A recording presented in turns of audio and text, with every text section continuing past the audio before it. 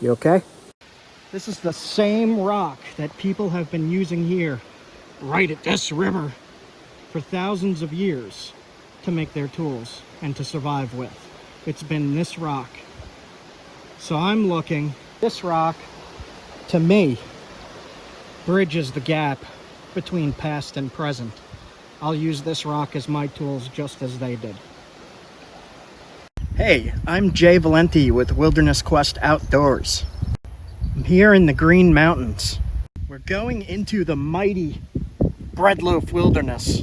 We're going to be going into the wilderness to collect the same stone that ancient people used for their tools, for spearheads, arrowheads, axes, hammers.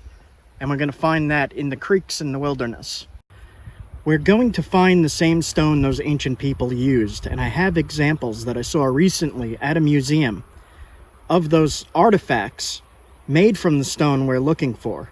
And we're going to take those stones and recreate the artifacts from that museum footage from the last video.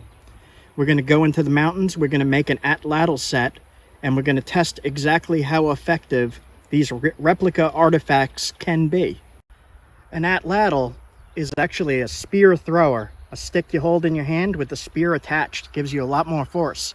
And that's the same exact tool that ancient people used right where I'm standing right now, with those exact spear points from that exact rock from this land. They used it for hunting, big game, small game, fishing, and they even used it for knives to cut plants. So join us as we learn these ancient, traditional, primitive survival skills, wilderness living skills. These people lived with these tools on this land for thousands of years in harsh climates and harsh weather. So I'm going into the woods. You guys can come with if you want. I'm going now. See ya.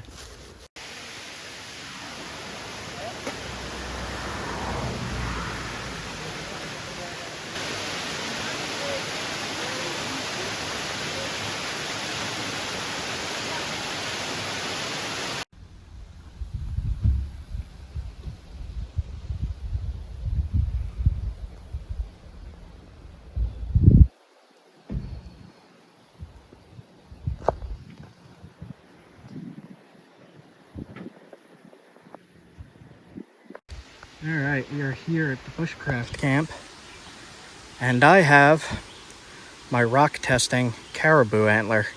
We're going to go down into the creek right over there and look for appropriate rocks to make the spear point from.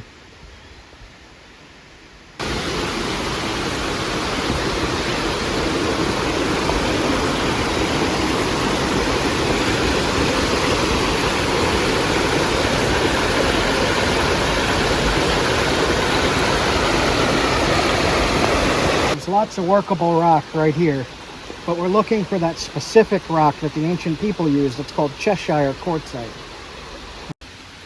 Cheshire quartzite is everywhere here, so we are going to find it. We just got to look for it, and I'll show you what to look for.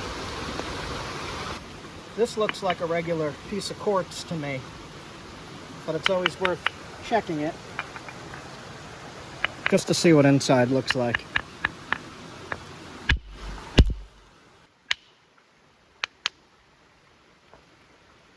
That is regular quartz.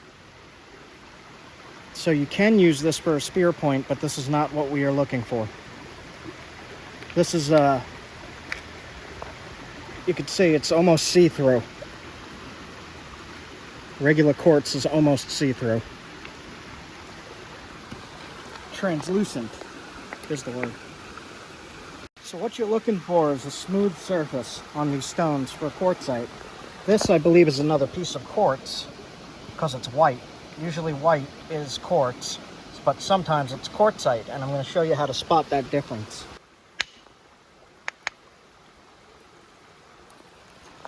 Another piece of quartz.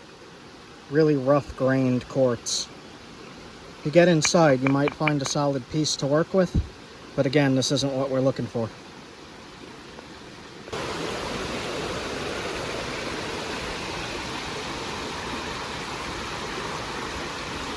I found a piece of Cheshire quartzite here. This is the multicolored gray stuff. It doesn't look like much until you crack it open. It just looks like a normal creek stone.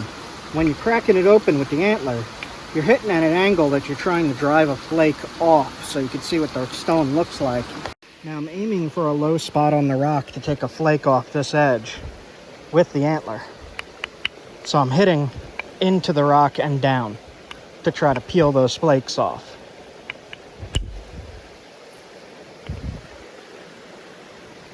And you can see it's gray.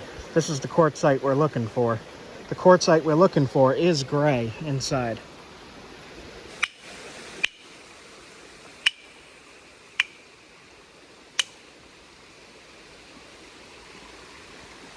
It flakes in a conchoidal fracture, a circular fracture like glass.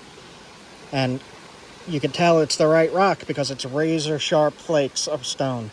Really, really sharp. You could cut things with this. You could cut skin animals with it. Anything you need to cut, you could use one of these flakes. So ancient people worked stone that is kind of like glass. When you drop a glass, it breaks it fractures, and you get sharp edges. The same thing with this kind of rock. Ancient people used obsidian, chert, flint, chalcedony, and even some slate and shale for their spear points and knives. All of those can get a sharp edge. All of those can flake. Slate, not so great, but you could still use slate. In this area here, the ancient people used quartzite, this specific rock. And they used mostly the gray. So flintknapping is modifying stone, taking flakes off of stone to make a tool. Anything that you're working on stone can be considered flintknapping, unless you're grinding stone, and it's grinding technology. But this is called flintknapping. Doesn't need to be flint for it to be flintknapping. It could be, like I said, quartzite, quartz, chert, glass. Even, you could use glass. So if this is your first time looking for stone out in the wilderness, what you're not looking for is rough stone. Things that look rough. Like if you look at this, it looks like it has a rough edge. You see all that grain in there and everything? You see how it's all in layers like that? You're not looking for layers, you're looking for smooth. If it's like this, the edges are not sharp, and it's going to be really hard to shape it. It's not as predictable as a flint or a chert, and it doesn't get as sharp either. You could pretty much break it with your fingers into dust. So this is what you're not looking for. If I was just out here my first time, I would be looking for something white like this, and that would be like a quartz or a quartzite. You're not going to be sure until you crack it open, really. This is actually a quartzite. It's smoother, it holds together better. It's sharp as heck. That edge is super sharp. I'll show you on the stick that's right here even.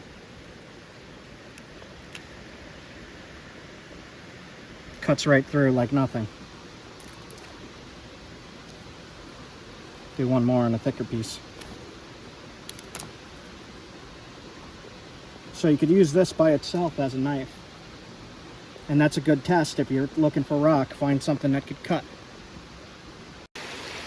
A really good tip, the best tip I could give you, is go to your local museum that has stone tools from ancient people and look at what rock they used.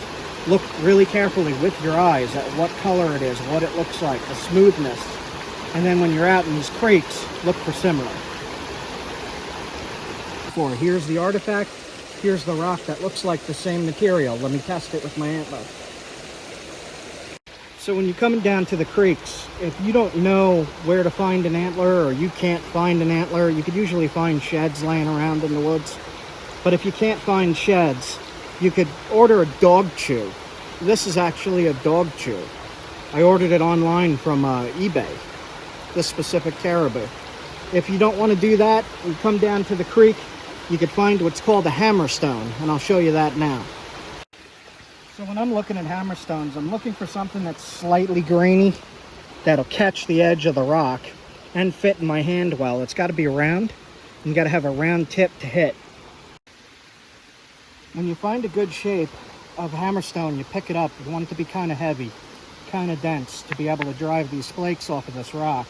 Especially if you're using like quartzite or quartz, that's like the hardest rock you could get.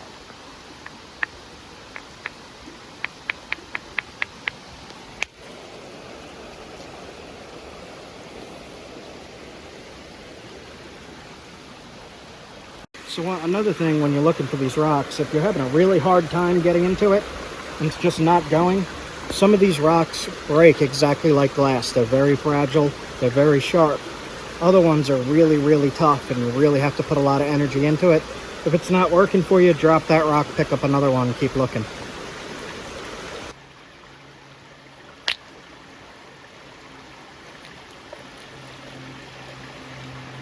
Again, a little too rough grained for me. That'll fall apart as you thin it. It's still sharp as heck. You could use that as a knife, but it's too grainy. Breaks too easily. See that? And this is quartz. This is not quartzite. So I found the exact material right here. I can tell just from looking at it. It's the gray mixed with the white. And this is exactly the material that they were using for artifacts in those museum displays. I'll take a flake off of this just to show you real quick.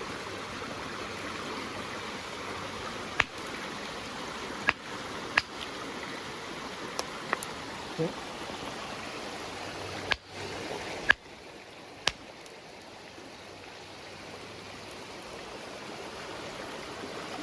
Grainy white and gray.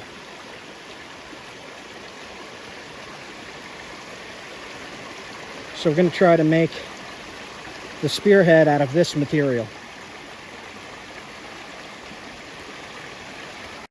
This is the same rock that people have been using here, right at this river, for thousands of years to make their tools and to survive with.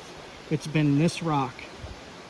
So I'm looking, this rock, to me, bridges the gap between past and present. I'll use this rock as my tools just as they did.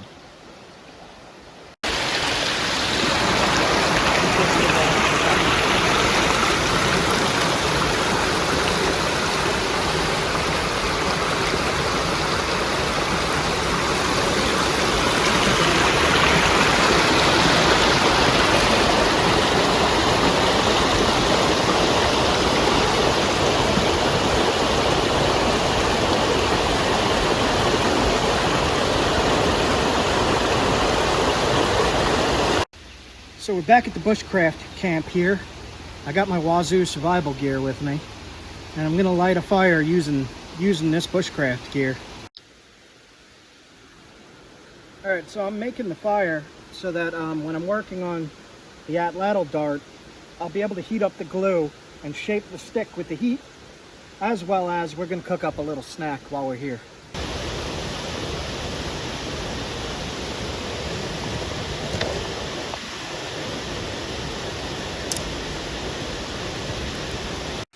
So I got all the tools I'm going to be using right here. I got the 2 chunks of quartzite. I have the antler. I have a pressure flaker for antler, as well as a modern copper pressure flaker for comparison. And I have a copper billet as a modern equivalent to the antler. I also have my pine pitch glue. And I show in another episode how to make this. I'll put it up here, right there. So this is imitation sinew. This is real sinew. This is deer tendon. And you could use this for cordage. So this is everything I'm gonna need to make today's stone tool and atl-atl kit. It has the modern equivalents and the traditional equivalents, antler and copper. So now that we got the fire going, I'm going to take a flake off of here to work on the wood, to shape the wood. I'm going to use the flake as a knife and as a saw.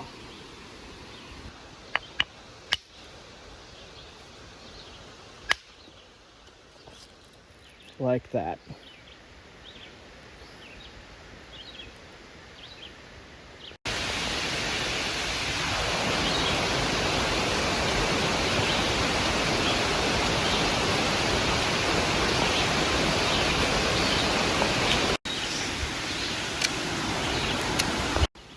So I'm using these tiny flakes to cut up the wood, putting little cut marks in it. And I'm just going to do that all the way around, like that, in order to make the proper length darts. Cut a groove with the flake, and then you snap like that.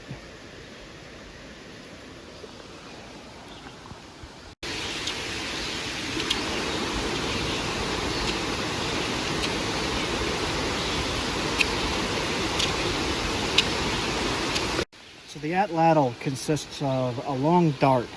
In this case, it's made from bamboo. I brought these bamboo rods with me because I don't want to cut down anything live in the forest here. If you were going to use what they used here, look for birch or oak. And I'm cutting these down to about 5 feet. So the atl-atl itself, the spear thrower, hooks into this hole. And then with that hook, you're going to take it and throw with the thrower to give it extra power. It goes a lot faster with the atl-atl spear thrower. And this will be the spear itself, and we're going to attach the stone point to right to here. So all that I'm going to be using right now is a flake off the rock that we took. It's already in the basic shape.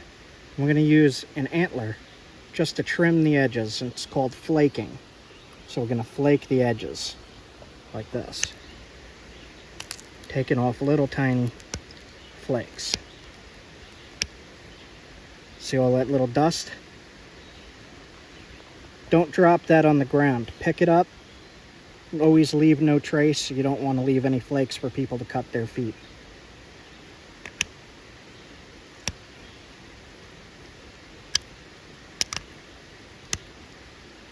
It's a lot harder to do with antler than it is with the copper.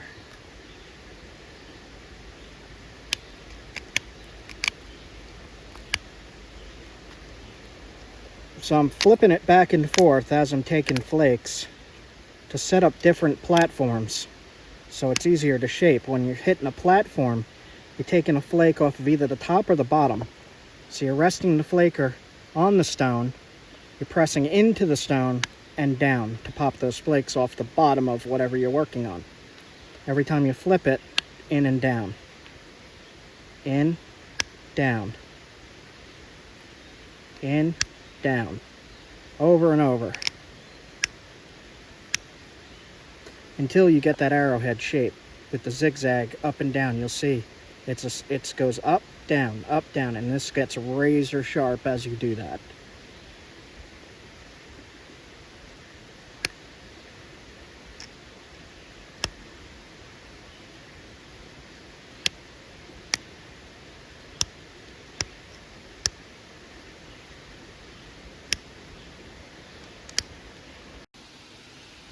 Alright, so I'm finishing shaping it up. I'm going to start putting that V-notch in the base now. Just with the same method. In and down.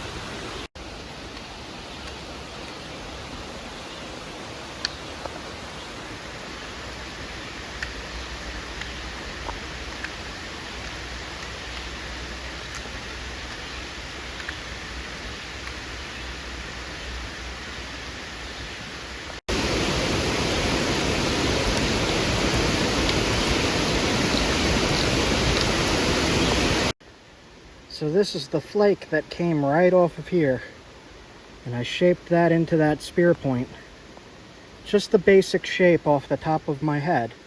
But if you want to see process on how to make these points, I have a playlist called Flintknapping. You could click that right here, and I show how to do that start to finish.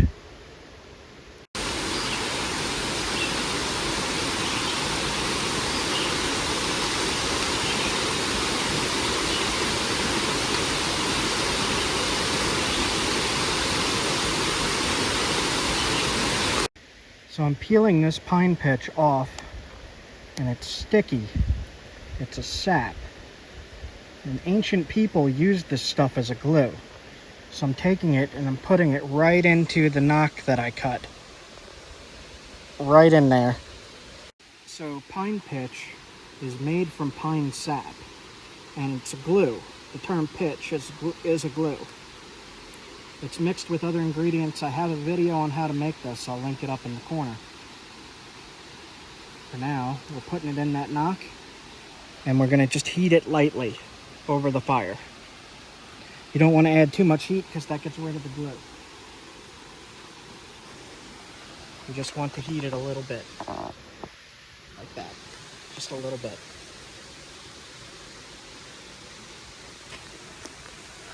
Then we're going to put that point in before it dries.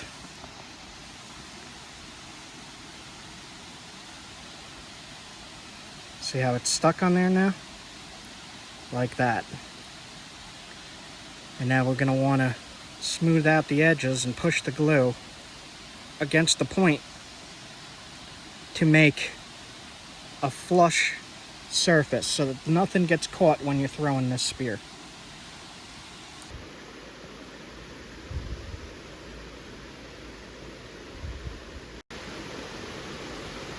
We want to give it a heavy coating because we don't want it to come loose. Both sides. So I'm going to pull a bunch off the spool and I'm going to cut it with a flake when I think I have enough. You take one of these little flakes.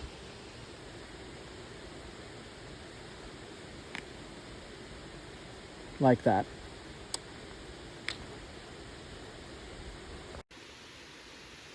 So we're going to wrap the sinew around the point and the shaft of wood. We'll try to make it look as nice as we can. All the way up. You're going to want to put a little bit of that pitch on the dart itself so that it holds the sinew as well. When you get to about this point, you're going to want to go across the stone, around the stone, and back down. Then around, and the same thing, across the stone, back down, and around.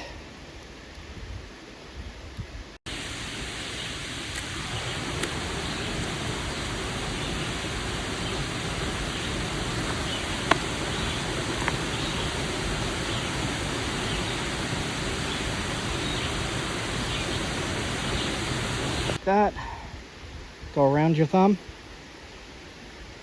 make a loop, put this tag end through, hold it in place, and pull it tight, like that. And to make sure everything is secure, put it on the flames one more time, not too hot, just right over the flame, just to heat it a little bit.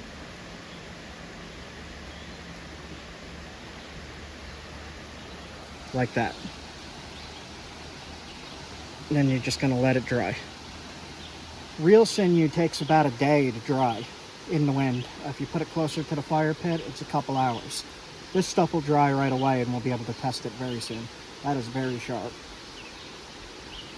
Very, very sharp. We don't necessarily need feathers.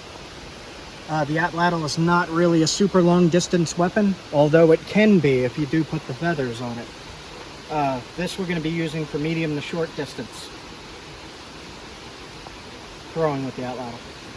So this is the atlatl. The atlatl is the spear thrower itself, and it's actually a system where you connect the dart to the tip and use this as an extension of your arm to get extra power when you throw. The atlatl itself has been in use for at least 33,000 years. They found ones carved out of bone in France, in caves. This is just oak and birch, this one.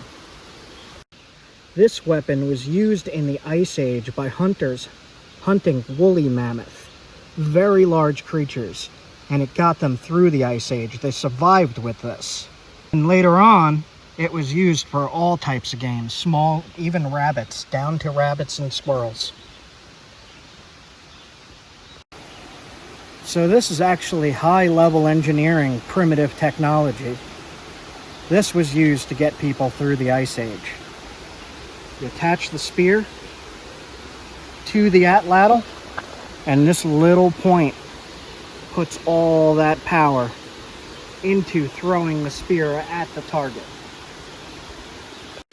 So as this fits right into here, there's often a rest carved for the dart to sit on to make it easier to hold and throw.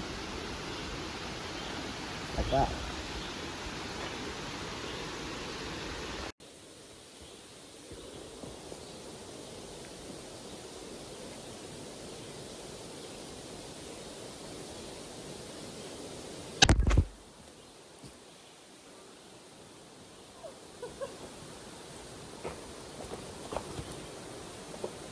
You okay? That hurt? Sorry.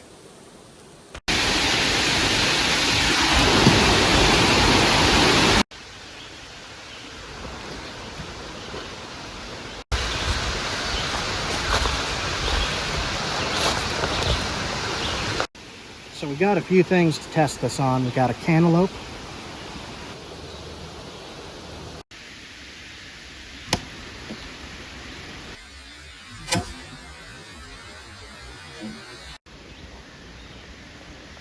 Let's see how far that went in.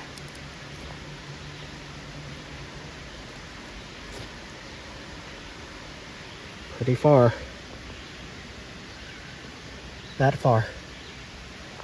Good 4-5 inches. Tip still razor sharp. It's got squash on it now.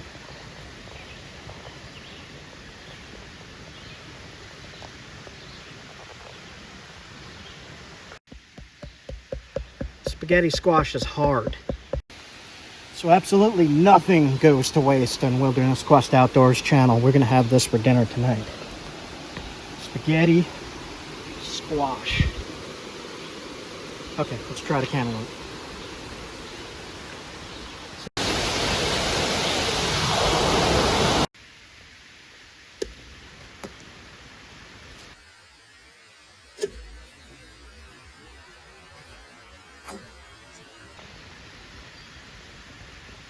Let's see.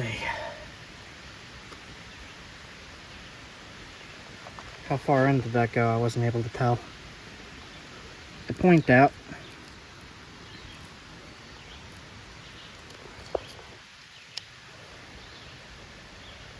we'll get a look at it. Pull the pine pitch off. All in all, it still looks pretty good. The tip is a little dinged. But that did some good wounds on these targets. Like, it's pretty wide.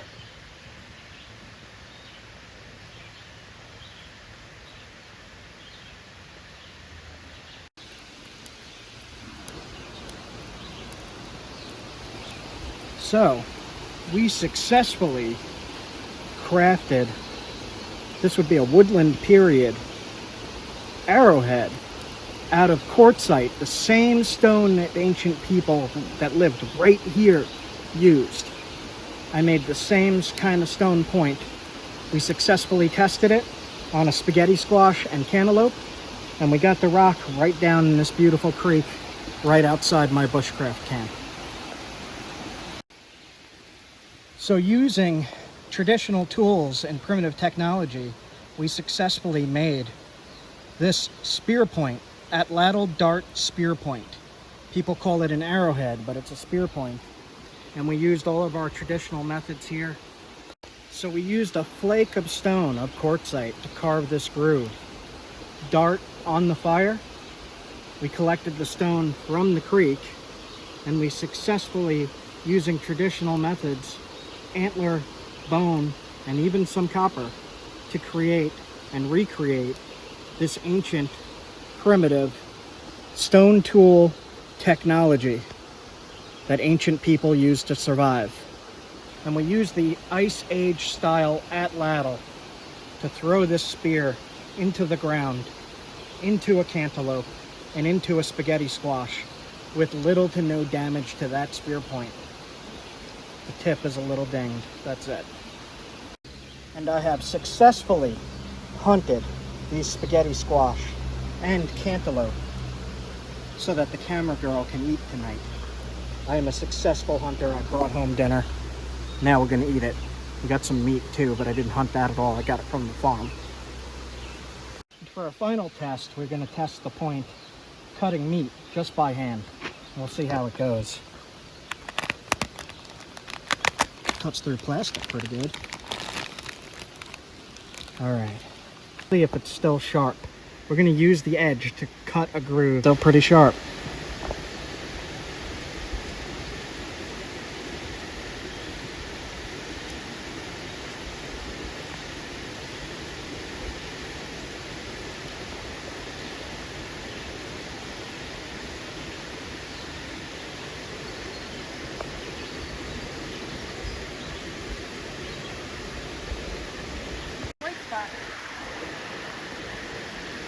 That is a trout eating a piece of meat I throw in the water.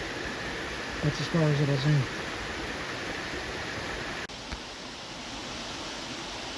There he is. There he is.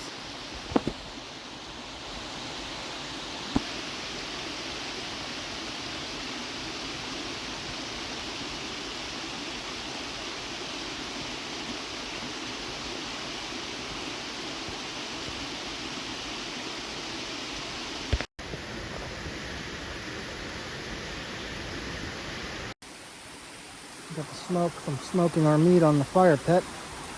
We're gonna eat that. Like, comment, and subscribe, guys. So sub if you want to see more primitive survival skills, bushcraft, all this kind of stuff. Flintknapping, whatever you like. Subscribe.